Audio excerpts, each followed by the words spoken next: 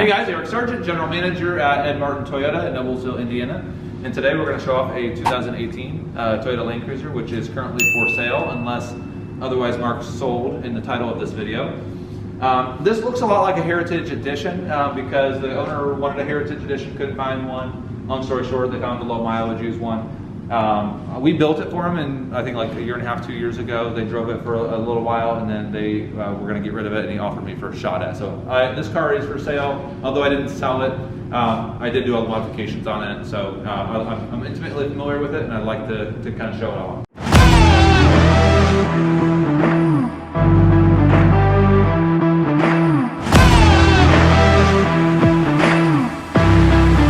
So silver with TERRA, first of all. Inside is TERRA leather, so it's a fairly rare color combination.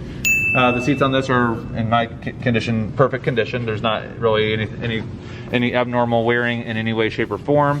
We'll have photos in the link to the vehicle ad listing, so if you want to kind of dig in on all of that, you by all means do so. Now this does look a lot like a Heritage Edition, and that's by design. So a Heritage Edition, besides deleting the cool box, deleting the running boards, you really don't gain a lot other than the wheels.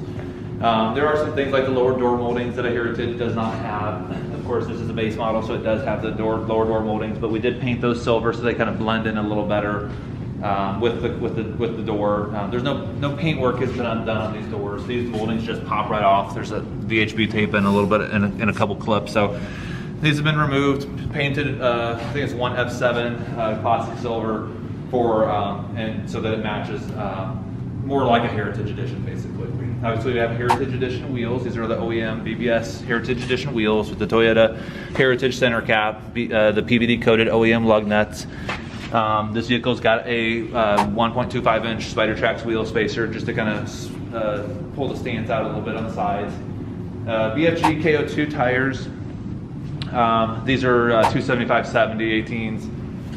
The suspension is aftermarket. It's an OEM BP-51 with SPC upper control arms. We'll try and get a little better pictures. Elaborating on the Heritage theme, the previous owner actually went to the next level. Instead of just buying the wheels and calling it a Heritage, he actually bought the Heritage headlights, which are like $3,000. So these are the black housing Heritage Edition headlights. It's a Heritage Edition grille. And not that that's a lot different than a base grille, frankly, but it does have a black tint to it, like a black chrome feel versus more of a bright, shinier chrome. So it does have a Heritage grille, which is actually consists of 7 parts. There's the grille, of course. There's the side pieces right here, and then there's a 2-part piece on each side for the fog light housing. So 7 total pieces. It's got aftermarket fog lights. Those are the Baja Designs squadrons in amber. You can see it's got a winch on it. It's a Trail Tailor hidden winch mount. WARN Zeon 12S Platinum winch, so wireless remote, synthetic rope, Factor 55, Fairlead Ultrahook. So that's all done here. Behind the grille, and this may be a little bit hard to see, but it does have a Rigid Industries dual row light bar, and I'll probably throw a couple pictures of that on over the B-roll on top of this video as we're talking here. So, and that's wired on the inside through a switch, which is an OEM. It's a OEM style switch in one of the blanks. So it's nice and clean. Looks like it's completely factory. The side mirrors are Heritage side mirrors. This little chrome swoop with a black housing on it is only on the Heritage. If this is something that anyone wants to do for whatever reason on their vehicle, we do sell these caps, and it's just a matter of prying them off and sticking them back on. So super easy upgrade, but adds a lot of class to it. To the untrained eye, it's going to look like a Heritage Edition. Other than the lower door moldings, there's really no other way of telling that it's not a Heritage. It's got the badging on the back, which comes on the Heritage model, not on the base model. Chrome delete. Now when they were on the back of the vehicle, we kind of got, when we replaced the Heritage grille on the front, one thing that always kind of bothered me about the way Toyota did that is that the chrome on the back was not a smoked chrome black grille, but on the front grille it is smoked chrome. So if you bought a Heritage, you had an inconsistent chrome. You had black chrome in the front and bright chrome in the back, and it was like mind-boggling why they did that. I don't know.